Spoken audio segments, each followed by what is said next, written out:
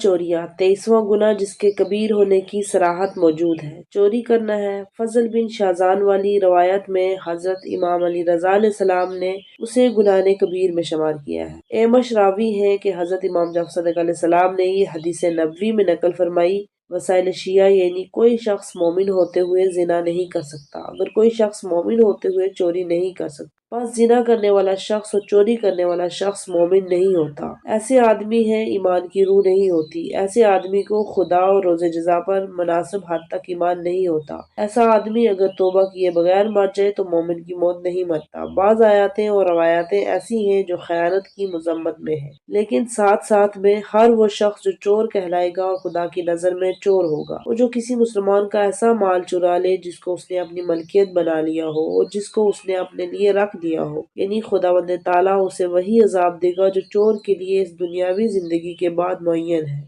لیکن دنیا میں اس کا ہاتھ نہیں کاٹا جاتا ہے۔ ہاں اگر وہ 1/4 دینار یا اس سے زیادہ کا مال چرا لے تو کاٹا جاتا ہے۔ کتاب تہذیب میں اگر 1/4 دینار سے کم پر ہاتھ کاٹے جائیں تو اکثر لوگوں کا ہاتھ کٹا ہوا پاؤ گے۔ چوری کی سزا سورہ مائدہ میں ارشاد ہے، سورہ مائدہ آیت نمبر 38 سے لے کر 39، اور چور خواہ مرد ہو یا عورت، تم ان کے کرتوت کی سزا میں ان کے ہاتھ کاٹ ڈالو، ان کی سزا خدا کی طرف سے ہے، اور خدا تو بڑا زبردست حکمت والا ہے۔ ہاں جو شخص اپنے گناہ کے بعد توبہ کر لے اور اپنے چال و چلن درست کر لے تو بے شک خدا بھی اس کی توبہ قبول کر لیتا ہے، یقیناً خدا بڑا بخشنے والا اور مہربان ہے۔ کتاب برہان قرآن کے صفحہ نمبر 17 پر کچھ یوں لکھا ہے، اسلام دشمن افراد نے جن امور پر اسلام کے خلاف ہنگامہ اور مارکہ کھڑا کیا ہے ان میں سے ایک سزاؤں کا اسلامی قانون ہے۔ دشمن ان سزاؤں کو وحشیانہ قرار دیتے ہیں اور کہتے ہیں کہ 20ویں صدی میں ایسی سزائیں شائستہ نہیں ہیں۔ خاص طور پر دشمنوں نے چوری کی سزا میں ہاتھ کاٹے اور زنا کی سزا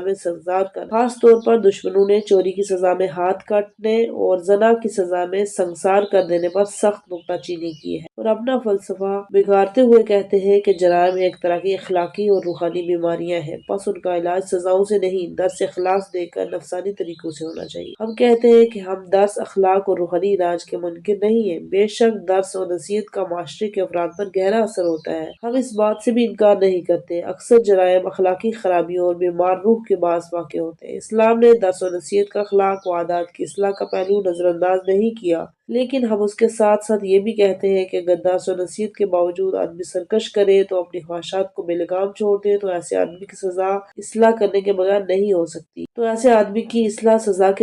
ہو سکتی۔ چھوٹے 3-4 سال کے بچے کو بھی خدا نے اپنے اوپر قابو پانے کی صلاحیت دی ہے، مثلاً یہ صلاحیت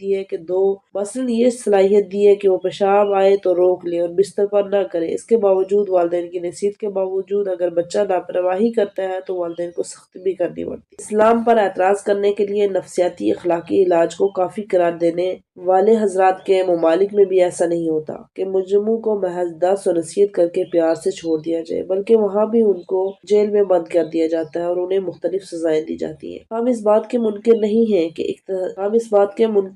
ہیں کہ اقتصادی بدحالی بھی بہت سے جرائم کا سبب ہوتی ہے۔ ہم مانتے ہیں غربت و افلاس کے باعث آدمی بد اخلاق ہو جاتا ہے، کینہ اور معاشرے سے دشمنی کے جرائم اس کے اندر پروان چڑھتے رہتے ہیں، خود غرضی دوسروں کے حقوق چھین لینے پر اکساتی رہتی ہے، غربت کے باعث خیانت و چوری کا رجحان بڑھتا رہتا ہے، کسی بھی محرومی کے باعث آدمی جرم کر کے بھی وہ محرومی دور کرنے کے چکر میں پڑ جاتا ہے۔ لیکن ہم یہ تسلیم نہیں کر سکتے کہ صرف غربت اور محرومی ہی جرائم کا سبب ہے۔ ہم ایسے بہت سے لوگوں کو پہچانتے ہیں جو غربت اور محرومیوں کا شکار ہونے کے باوجود ظلم اور جرم سے باز رہتے ہیں، انتہائی پرہیزگاری اور قناعت کا ثبوت دیتے ہیں، بڑے خلوص کے ساتھ اپنے فرائض انجام دیتے ہیں۔ جن ممالک اور علاقوں میں معاشی بدحالی نہیں ہے وہاں بھی جرائم اور مظالم بے کثرت ہوتے ہیں۔ ایسا نہیں ہے۔ سوویت یونین میں کمیونزم کی وجہ سے چونکہ طبقاتی فرق مٹ چکا ہے اس لیے وہاں کوئی ظلم و جرم نہ ہوتا ہو، وہاں کی جیلیں گواہ ہیں کہ وہاں بھی طرح طرح کے جرائم ہوتے ہیں۔ اسلام کے سخت قوانین پر اعتراض کرنے والے اور انہیں وحشانہ قرار دینے والے لوگ خود کو بھول جاتے ہیں، آزادی اور انسان دوستی کا نعرہ لگانے والے لوگ خود اپنے جرائم اور مظلوم کیوں بھول جاتے ہیں؟ شمالی افریقہ میں 40,000 عوام کو محض اپنے بنیادی حقوق کا مطالبہ کرنے کے جرم میں مشین گنوں کے ذریعے قتل کر دیا گیا۔ کیا یہ وحشانہ نہیں ہے؟ 14 اپریل 1960 کے روزنامے کیہان تہران میں لکھا ہے کہ 6 سال کی اس مدت میں الجزائر کے حریت پسند اور مجاہد عوام نے بڑی دلیری سے فرانس کی ظالم حکومت کی غلامی سے نجات پانے کے لیے جدوجہد کی ہے۔ اب تک الجزائر کے اب تک الجزائر کے 10 ملین 1 کروڑ سے 1 ملین 10 لاکھ افراد اپنے بنیادی حقوق کے دفاع کے جرم میں قتل کیے جا چکے ہیں۔ بہرحال ہم اصل موضوع پر آتے ہوئے کہتے ہیں کہ اسلام نے ہر پہلو کو مد نظر رکھا ہے۔ جہاں اسلام سخت سزاؤں کا حکم دیتا ہے، وہاں اخلاقی اور روحانی خرابیوں کو دور کرنے اور بدمعاشی بدحالی کے خاتمے کے احکام بھی صادر کرتا ہے۔ وہاں اخلاقی روحانی خرابیوں کو دور کرنے اور معاشی بدحالی کے خاتمے کے احکام بھی صادر کرتا ہے۔ اسلام ہر راہ سے کوشش کرتا ہے کہ جرم کے امکانات کم سے کم ہو جائیں۔ حتی الامکان کوشش کرتا ہے کہ کوئی جرم معاشرے میں پھیلنے نہ پائے۔ اس کے باوجود اگر کوئی شخص سرکشی کرتا ہے تو جرم کرتا ہے اس کے سزا کے سوا کوئی چارہ نہیں ہوتا۔ اسلام جرم کرنے والے کے عذر کو بھی دیکھتا ہے۔ مثلاً اگر کوئی شخص معاشی بدحالی سے اور بھوک سے پریشان ہو کر چوری کر بیٹھے تو اس کا ہاتھ کاٹا نہیں جاتا بلکہ سزا میں آزاد رہتا ہے۔ آزاد سے زیادہ یہ ہوتا ہے کہ تھوڑی بہت تعزیز اور تنبیہ کرنے کے بعد اسے چھوڑ دیا جاتا ہے تاکہ آئندہ وہ ایسا نہ کرے۔ یہ اسلامی حکومت کا فرض ہوتا ہے۔ ملک کے ہر فرد کو مناسب روزگار کی راہ پر لگا دے۔ اگر کوئی شخص اس کے باوجود بے روزگار رہ جاتا ہے تو بیت المال سے اس کو باروزگار ہونے تک وظیفہ ملتا ہے۔ جب ایسا ہے تو اسلامی حکومت میں چوری کا سوال ہی پیدا نہیں ہونا چاہیے اور اس کے باوجود چوری کرنے والے کو واقعی سزا ملنی چاہیے۔ اسی طرح یہ بھی دیکھا جاتا ہے کہ وہ کسی کے دباؤ میں آ کر چوری تو نہیں کر بیٹھا ہے۔ اگر واقعی آدمی کسی طرح مجبور ہو تو اسے سزا نہیں ملنی چاہیے۔ ویسے بھی ظاہر ہے کسی غیر اسلامی ملک میں اسلامی قوانین نافذ نہیں ہوتے، پس اعتراض کی کوئی گنجائش نہیں ہے۔ اور اسلامی حکومت کے دور میں بھی تاریخ گواہ ہے کہ 400 سال میں صرف 6 بار چوری کی سزا میں ہاتھ کاٹا گیا۔ دوسری جنگ عظیم میں دنیا کے ترقی یافتہ ممالک نے جس وحشیانہ انداز میں لڑائی کی ہے، اس کے نتیجے میں 35 ملین 3 کروڑ 50 لاکھ افراد قتل ہوئے، 20 ملین 2 کروڑ افراد ہاتھ پاؤں سے محروم ہو گئے، 17 million litre 1 crore 70 lakh litre خالص انسانی خون زمین پر بہہ گیا اور 12 ملین 1 کروڑ 20 لاکھ حمل ضائع ہو گئے۔ کیا وہ جنگ انتہائی وحشیانہ نہیں تھی؟ پھر 400 سال میں اگر 6 بار بے ضمیر چوروں کے ہاتھ کاٹے گئے ہوں تو وہ وحشیانہ کہنے کا کیا جواز ہے، جبکہ شیعہ فقہ کے لحاظ سے سیدھے ہاتھ کی 4 انگلیاں ہی کاٹنے کا حکم ہے، ہتھیلی اور انگوٹھا پھر بھی چھوڑ دیا جاتا ہے۔ اگر کوئی کہے کہ پہلے کے لوگوں کا شعور اعلیٰ سطح کا نہیں ہوتا، ان کو قابو میں رکھنے کے لیے ایسی سخت سزائیں مناسب تھی، لیکن اب تو لوگوں کا شعور بڑھ گیا، اب ایسی سزائیں مناسب نہیں۔ ہم کہیں گے کہ ایسی باتیں سادہ لوح افراد کو دھوکہ دینے کے لیے ہیں۔ اگر شعور اعلیٰ درجے کا ہے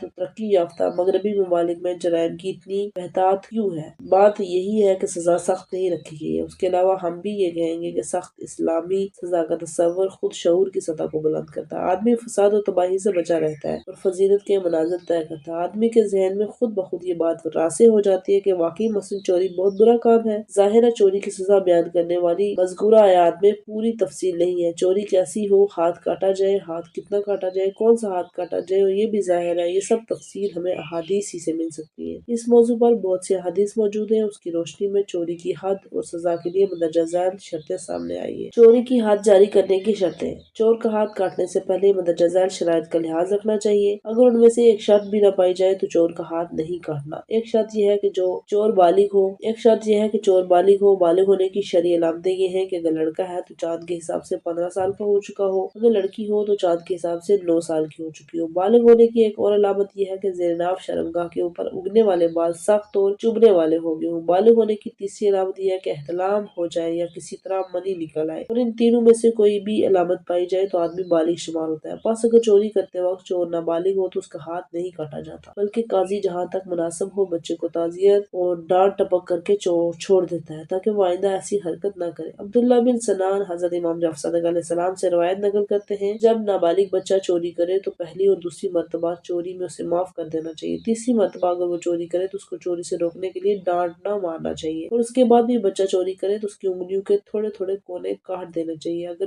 پھر بھی بچہ چوری کرتا رہے تو مزید تھوڑی تھوڑی انگلیاں کاٹی جاتی رہیں۔ ایک اور شرط یہ ہے کہ چور عاقل ہو، پس اگر دیوانہ چوری کرے تو اس کا ہاتھ نہیں کاٹا جاتا۔ اگر مفید اور مؤثر ہو، مناسب ڈانٹ ٹپک کی جاتی ہے۔ ایک اور شرط یہ ہے کہ آدمی نے کسی کی دھمکی میں آ کر کسی اور مجبوری کے تحت چوری نہ کی ہو۔ اگر مجبوری ہو تو شرعی حد جاری نہیں ہوتی۔ جو چیز چرائی گئی ہو وہ شرعاً مال و ملکیت کے قابل سمجھی جاتی ہے، پس اگر آزادی سلب کر لی جائے تو یہ چوری نہیں کہلاتی۔ جو چیز چرائی گئی ہو اس کی قیمت 1/4 شرعی مثقال خالص سونے سے کم نہیں ہونی چاہیے۔ اگر شرعی مثقال 18 چنے دانوں کے برابر ہوتا ہے، جس کا چوتھائی وزن 4.5 چنے کے دانوں کے برابر ہے۔ چوری کا مال بیٹے یا غلام کا نہیں ہونا چاہیے۔ پس اگر باپ اپنے بیٹے یا بیٹی کا مال چرا لے تو اس کو شرعی سزا نہیں دی جاتی، لیکن اس کے برعکس اگر بیٹا یا بیٹی اپنے باپ یا اپنی ماں کا مال چرا لے تو اس کا ہاتھ کاٹ دیا جاتا ہے۔ یہی بات غلام کے سلسلے میں بھی ہے۔ اگر آقا اپنے غلام کا مال چرا لے تو کوئی سزا نہیں ہوتی، اگرچہ لکھا پڑھی ہو چکی ہو، غلام اتنا مال کما لے کہ وہ آزاد ہو جائے۔ البتہ اگر غلام اپنے آقا کا مال چرائے تو اس پر حد جاری ہوتی ہے، یعنی اس سلسلے میں اختلاف ہے۔ بعض مجتہدین نے فرمایا اگر کاریگر ملازم اپنے مالک اور دفتر کے سربراہ کا مال چرا لے تو اس پر شرعی حد جاری نہیں ہوتی، لیکن مشہور فتویٰ یہ ہے کہ کاریگر ملازم اور دوسروں میں کوئی فرق نہیں ہے، شرعی سزا ملے گی۔ اور اگر مہمان میزبان کا مال چرا لے تو بھی علماء کے فتووں میں اختلاف ہے، زیادہ صحیح قول یہی ہے کہ مہمان کو سزا ہوگی۔ چوری کا مال قحط کے زمانے میں کھانے پینے کی کوئی چیز ہو۔ حضرت امام جعفر صادق علیہ السلام سے مروی ہے کہ انہوں نے فرمایا قحط اور بھوک کے دور میں روٹی گوشت وغیرہ جیسی خوراک چرا لینے پر چور کا ہاتھ نہیں کاٹا جاتا۔ اگر سپاہی نے مال غنیمت دشمن سے حاصل کرنے میں شرکت کی ہو، ابھی وہ تقسیم نہیں ہوا ہو، تو اگر ایسے میں وہ سپاہی مال غنیمت میں سے کچھ چرا لے تو وہ شرعی سزا سے معاف ہے۔ کسی معاملے میں باہمی شرکت کرنے والا ایک شریک اپنے دوسرے شریک کا مال چرا لے، یہ دعویٰ کرے کہ اس کا حصہ اور حق ہے، اس پر حد جاری نہیں ہوتی۔ جس شخص پر چوری کا الزام لگایا گیا ہو لیکن ابھی قاضی کے سامنے اس کا چور ہونا ثابت نہ ہو، اگر ثابت ہونے سے پہلے وہ شخص چوری کا مال مالک سے خرید لے، اس کی قیمت ادا کر لے تو چوری ثابت کرنے کی بھی ضرورت نہیں رہتی، اس طرح حد بھی جاری نہیں ہوتی۔ اسی طرح چوری کا الزام ثابت ہو، مثلاً بیٹے نے باپ کا مال چرا لیا لیکن چوری ثابت ہونے سے پہلے باپ کا انتقال ہو گیا اور چوری کا مال بیٹے کو میراث میں مل گیا تو چوری کی سزا نہیں ہوگی۔ اگر چرائی ہوئی چیز کا استعمال حرام ہو، مثلاً وہ شراب یا سور کا گوشت ہو، تو چوری کی سزا نہیں ملتی۔ چوری کا ملزم اگر یہ دعویٰ کرے کہ اس نے مال چوری کی نیت سے نہیں اٹھایا تھا، قاضی کسی اور نیت کا احتمال معقول سمجھے تو حد جاری نہیں ہوتی۔ شرعی سزا کے لیے ایک شرط یہ ہے کہ جس جگہ چوری ہوئی ہو وہاں جانے کے لیے اس کے مالک کی اجازت ضروری ہو، پس اگر مسجد، عمومی حمام یا کسی اور عمومی جگہ سے چوری ہو تو سزا نہیں ملتی۔ ایک اور شرط یہ ہے کہ مال کو اس کی محفوظ جگہ سے چرایا گیا ہو، اگر مال کو حفاظت سے نہ رکھا گیا ہو، کھلا چھوڑ دیا گیا، اس کی چور کی سزا موجب نہیں ہوتی۔ مثلاً زیورات محفوظ جگہ منتقل ہونے چاہئیں، پھل درخت پر سے توڑ کر نہ چرائے گئے ہوں بلکہ باغ کے اندر جمع کیے ہوئے ذخیرے یا پھلوں کے ٹوکروں سے چرائے گئے ہوں، چوپائے قبل سے چرائے گئے ہوں، بیچنے کا سامان دکان کے اندر سے چوری ہو گیا، ایسی جیب سے چرایا گیا ہو جو اندر کی طرح ہو اور باہر لٹکی نہ رہی ہو، ایسے مثلاً تجوری یا محفوظ جگہ سے چرائے گئے ہو، تو اسی طرح کفن قبر کے اندر سے چرایا گیا ہو۔ ایک اور شرط یہ ہے کہ چور خود چوری کا مال محفوظ جگہ سے نکال کر لے جائے۔ اب مثلاً ایک آدمی مال کو اس کی محفوظ جگہ سے نکال دے تو دوسرا آدمی اسے لے جائے، دونوں میں سے کسی پر چوری کی حد جاری نہیں ہوگی۔ اسی لیے جس شخص نے محفوظ جگہ سے مال کو نکال کر غیر محفوظ کر دیا اس نے چوری نہیں کی، اور جس شخص نے مال چرایا وہ غیر محفوظ جگہ سے چرایا۔ ابھی 14ویں شرط بتائی گئی کہ غیر محفوظ جگہ سے چرانے پر چوری کی سزا نہیں ملتی، صرف ایسے شخص کو سزا ملتی ہے جو محفوظ جگہ سے نکال لے بھی اور چرا کر بھی لے جائے۔ اگر محفوظ جگہ سے مال چرا کر جانے میں ایک سے زیادہ آدمی شریک ہو تو ہر چور کا حصہ 1/4 مسقال سونے کی قیمت کے برابر ہو، ہر ایک کا ہاتھ کاٹا جائے گا، ورنہ جس کا حصہ اس مقدار کا ہو اس کا ہاتھ کٹے گا، اور اگر کسی کا حصہ اتنا نہیں بنتا تو کسی کا ہاتھ نہیں کاٹا جائے گا۔ اگر چور محفوظ جگہ سے مال نکال کر اپنے چوپائے پر لا دے یا اپنے نابالغ بچے کو یا کسی دیوانے کو دے دے تو جانور نابالغ بچہ یا دیوانہ ہو تو اس مال کو لے جائے تو بھی چوری سزا سے نہیں بچ سکتا، اسی لیے جانور، نابالغ بچہ یا دیوانہ یہاں محض سواری کے حکم میں ہے۔ چوری کی سزا میں ہاتھ کاٹا جاتا ہے، یعنی چھپ کر آدمی مال چرا لے، اس کے لیے جانے کے بعد سمجھ میں آئے کہ چوری ہو گیا ہے، بس اگر آدمی ڈاکہ ڈالے یعنی زبردستی مالک سے مال چھین لے